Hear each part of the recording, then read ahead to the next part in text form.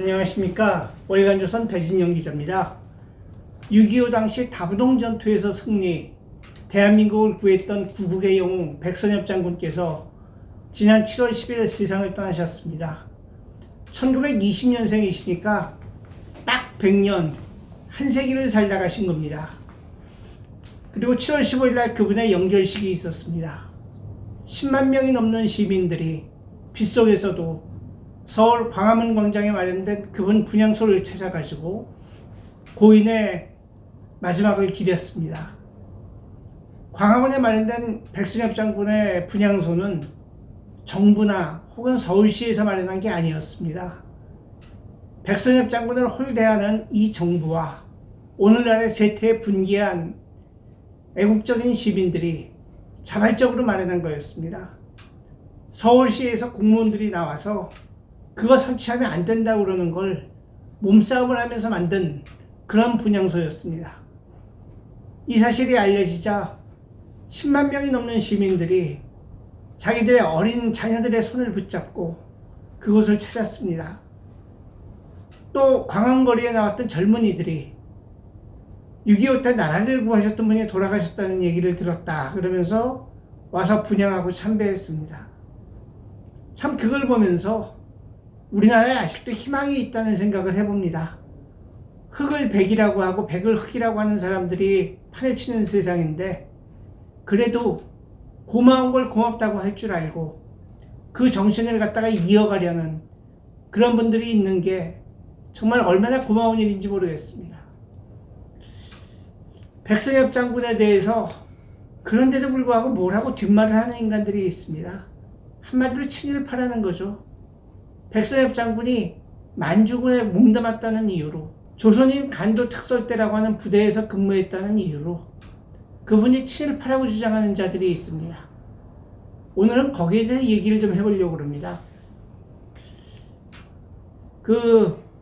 백선엽 장군이 1920년생입니다. 1934년에 평양 사범학교에 진학해서 1939년에 사범학교를 졸업했습니다. 그 당시에 사범학교는 관립학교였기 때문에 이 학교를 졸업하면 의무적으로 몇 년간 교사 근무를 하게 돼 있었는데 백선엽 장군은 공부를 더 하고 싶었다고 합니다. 어려서부터 공부하는 걸 그렇게 좋아하셨대요. 그래서 그 당시에 만주에 봉천군관학교라고 하는 학교가 있었는데 2년제 학교였습니다. 그래서 거기 가서 2년도 공부할 수 있겠구나. 또 이제 세상이 점점 더 일제가 전쟁을 확장하고 이러던 시기였기 때문에 어차피 군대에 끌려가는 상황이 발생할지도 모르겠다. 그런 생각으로다가 이제 만주 봉천에 있는 2년제 군관학교에 진학한 게 1940년이었습니다. 그리고 41년 말에 봉천 군관학교를 갖다 졸업하고 견습사관이라는 제도가 있습니다. 왜냐하면 옛날에 군대에서 인턴하는 겁니다. 대개 이제 일본 군대나 유럽 군대에 그런 제도가 있었는데 견습사관 하면서 일종의 이제 하상한 급수로다가 이제 근무를 해본 다음에 이제 정식으로 임관하는. 그래서 견습사관 생활을 마치고 정식으로 그분이 이제 만주군 소위로 임관을 한 게 1943년이었습니다. 한번 따져보죠. 이 시점에 그러니까 백선엽 장군이 1940년에 만주 봉천군관학교에 입교했고 41년 말에 졸업을 했습니다. 그리고 2년간의 견습사관 생활, 인턴 생활을 마치고 43년에 만주군 소위로 임관했습니다. 근데 백선엽 장군이 독립군 토벌했다고 그러는 사람들이 있습니다. 근데 냉정하게 이때 독립군이 있었는지 한번 생각해 봐야겠습니다. 그 청산리 전투라든지 이런 데에서 활동했던 민족주의 계열의 독립운동단체들은 1925년이었나요? 자유시 참변이라고 해가지고 그러니까 그 청산리 전투에서 이기고 봉오동 전투에서 이긴 독립군들이 일본군에 쫓겨서 소련 땅으로 넘어갔습니다. 그 당시 소련에서는 그 볼셰비키하고 반혁명군이 내전을 벌이고 있었는데요. 그 사이에서 그 볼셰비키들은 그 백군, 제정 러시아 쪽을 지지하는 그 백군과 싸우기 위해서 우리나라 독립군을 갖다가 말하자면 환영을 했습니다. 같이 싸우자. 그리고 우리는 제국주의하고 싸우는 게 목적이니까 니들이 일본하고 싸우는 걸 도와주겠다. 그 말을 믿고 소련 땅으로 넘어갔던 독립군들이 소련한테 배반을 당합니다. 토사구팽이죠. 그러니까 이제 레닌이 일본하고 내전이 끝날 때쯤 되니까 이제 일본하고 더 이상 싸울 이유가 없어지는 겁니다. 그리고 당시 시베리아에 일본군이 나와 있었는데 이걸 철수시키기 위해서는 연해주에 있는 소련 땅에 있는 독립군들이 이제 성가신 존재가 된 거죠. 그래서 그 독립군들을 갖다가 그 독립군 단체 간의 내분을 이용해 갖고 결국은 토벌을 합니다. 그게 자유시 참변입니다. 그 이후에 말하자면 청산리 전투에서 이기고 봉오동 전투에서 이겼던 민족주의 계열의 독립군은 거의 몰살을 당합니다. 이때. 그리고 다시 만주로 돌아온 분들이 독립운동을 하는데 지청천 장군이라고 하는 분의 독립운동도 1930년대 초에는 막을 내리고요. 양세봉 장군이라고 하는 분도 비슷한 시기에 이제 막을 내립니다.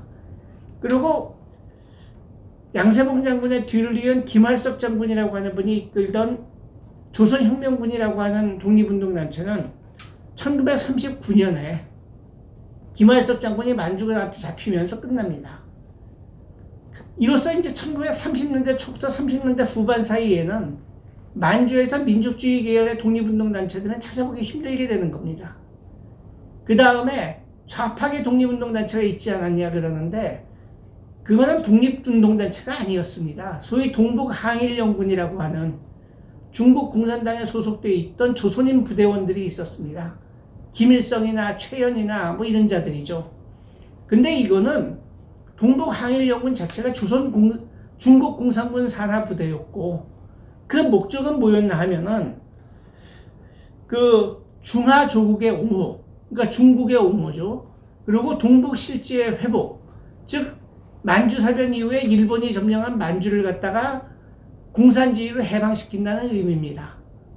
그걸 목적으로 싸웠던 부대였습니다. 그리고 여기에서 싸운 조선인들은 중국 국적을 가지고 싸웠습니다.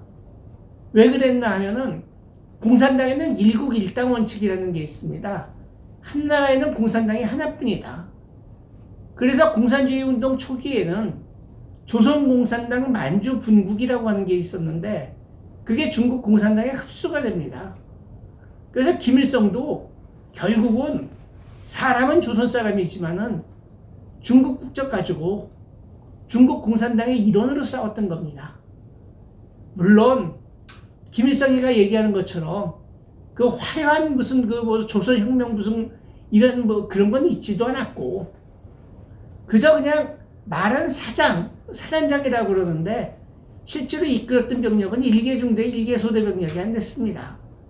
그리고 이런 얘기하기는 좀 못하지만은 사실 만주에 사는 조선인들 입장에서는 정말 비정마적하고 다를 게 없었어요.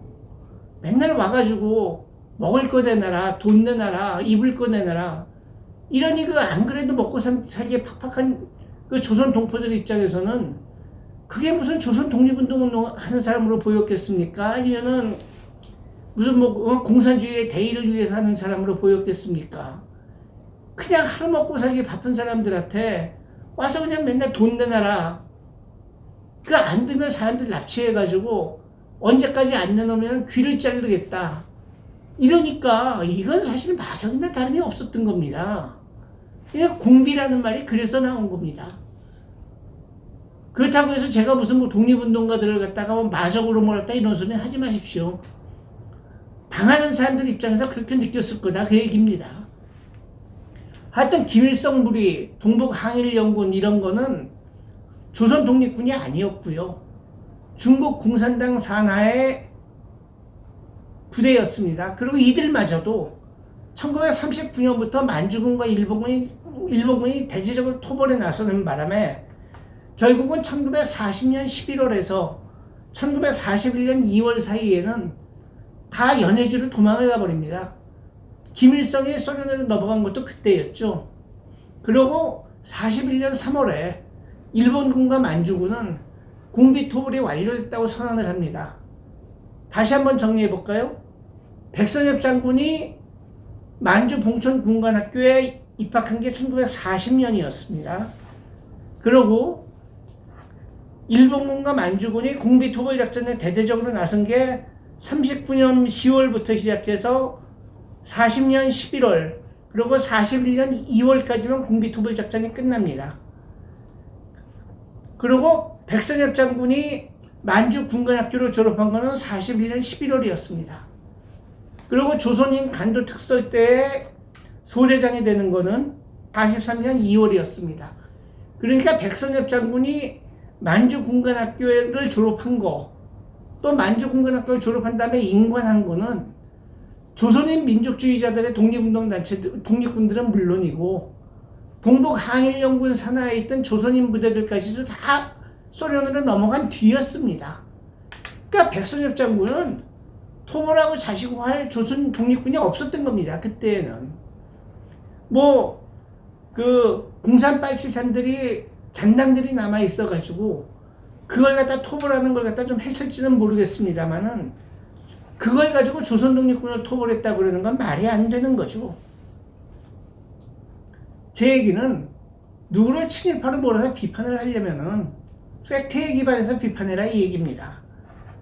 그래도 만주군에 몸담았던 건 사실 아니냐 그러는 분이 있을지 모르겠습니다. 맞습니다. 그걸 가지고선 친일파라고 그러면 할 말이 없을 수도 있겠죠. 하지만 해방 이후에 그리고 건국 이후에 만들어진 반민특위법이나 이런 거에 의하면은 만주군 소위 중에는 친일파 범주에 들어가지도 않았습니다. 만약에 그런 논리대로 하면 따져봅시다.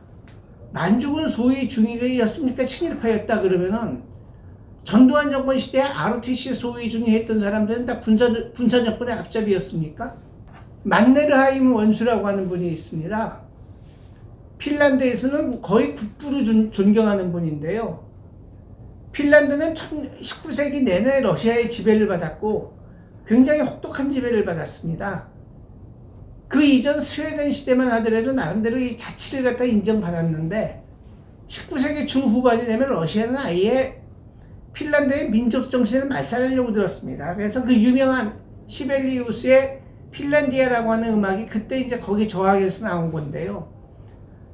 이 스웨덴계 귀족의 후예였던 만네르하임 장군이라는 이분은 제정 러시아에서 러시아군 중장까지 올라갔습니다. 근데 이분이 볼셰비키 혁명이 난 다음에 핀란드로 와가지고 핀란드에서 일어난 공산 반란을 진압하고 핀란드가 독립국가가 되는데 아주 큰 공헌을 세웠습니다. 그리고 1939년에서 40년에 소련이 핀란드를 쳐들어왔을 적에 거기 맞서 싸웠고요. 나중에는 핀란드 대통령까지 지냅니다.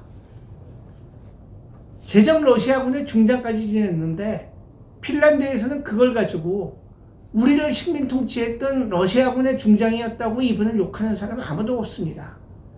다들 핀란드를 갖다 건국한 분으로 기억하고 핀란드를 소련으로부터 지켜낸 분이라고 생각을 합니다. 조지 워싱턴 있죠? 누구도 부인할 수 없는 미국 독립의 아버지고 미국의 국부죠. 이분 영국군 소령이었습니다. 영국군 소령으로 7년 전쟁 때 프랑스군하고 인디언들하고 싸웠고 전공을 세웠던 분이에요. 그거 가지고 영국 식민지 군대에서 소령했다고 조지 워싱턴 욕하는 사람 혹시 보셨습니까? 저는 못 봤습니다. 젊었을 적에, 그리고 무엇보다도 백선엽 장군이 1920년생입니다. 나라가 망한 지 10년 뒤에 태어났어요. 웃기는 사람들이 말이죠. 고종은 욕 안 합니다. 순종도 욕 안 합니다. 나라를 갖다가 일본한테 넘기는 그 조약문서에 도장을 찍은 사람들한테는 아무 소리 안 하면서 그때 아무 힘도 없었던 대한제국의 주권은 황제한테 있었습니다.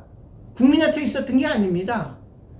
그런데 그때 아무 힘없던 백성, 그것도 나라가 망한 지 10년, 박 대통령은 나라 망한 지 7년 뒤에 태어났어요. 박정희 대통령 얘기입니다. 백선엽 장군은 나라 망한 지 10년 뒤에 태어났습니다.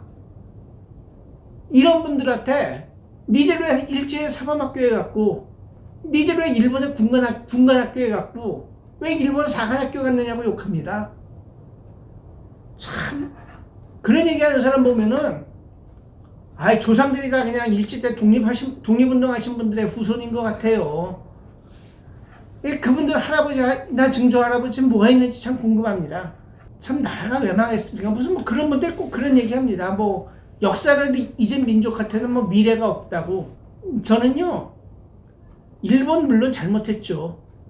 하지만은 그때 위정자들은 뭘 했는지 그거 한번 따지고 싶습니다. 국제정세가 그렇게 급박하게 바뀌는데 뭐 했으며, 그때 고종은 뭐 했습니까? 순종은 뭐 했습니까? 민비는 뭐 했습니까? 그래 놓고 힘없는 백성들한테 일본한테 저항하지 못했다고 해서 친일파다? 그게 말이 됩니까? 또 젊었을 때 생각 잘못했다고 칩시다. 하지만 대한민국을 구하지 않았습니까? 대한민국에 충성하지 않았습니까? 뭐 그런 사람이 있어요. 20대 때 김일성이 그래도 독립운동하지 않았느냐고. 그 김일성이가 6.25 전쟁 일으켜서 300만 명을 죽게 만들었습니다. 일제 때 죽은 한국 사람 다 합쳐도 300만 명이 안 됩니다. 미국의 어떤 역사가가 연구한 거에 의하면은 태평양 전쟁 때 죽은 조선 사람 다 합쳐봤자 7만 명이라고 합니다. 일본이 잘못하지 않았다는 얘기가 아닙니다. 하지만은 저는 우리가 그런 일을 되풀이하지 않으려면은 우리가 뭘 잘못했는지를 돌아볼 필요도 있다고 봅니다. 그리고 지금 우리의 의식 구조, 무조건 남만 탓하고 국제정세 돌아가는 거에 눈 감고, 이거 딱 100년 전 나라 망할 때 모습하고 똑같습니다. 왜 열받은 김에 한마디 더 하죠. 고종은 다 망해가는 나라를 물려받았습니다. 솔직히 고종 아니었어도 그 나라 바로잡기 쉽지 않았을 겁니다. 문재인 대통령은요, 세계 10위권의 경제 강국을 물려받았습니다. 잘 나가는 나라를 물려받았습니다. 대한제국의 주권자는 고종하고 순종이었습니다. 황제 한 사람이 잘못했다고 책임을 돌릴 수가 있습니다. 대한민국의 주권은 국민한테 있습니다. 지금 나라가 잘못되면은 그건 우리 책임입니다. 국민들 책임입니다. 문재인만 욕할 수가 없는 겁니다. 백선엽 장군, 박정희 대통령 이런 분들은 젊었을 적에 만주군 군복을 입은 게 과오였다고 하더라도 그 과오를 덮고도 남을 공을 세우신 분들입니다. 그분들 덕분에 우리가 있는 겁니다. 그분들한테 돌을 던지는 거는 배은망덕한 행위입니다. 우리 배은망덕한 사람은 되지 맙시다. 감사합니다.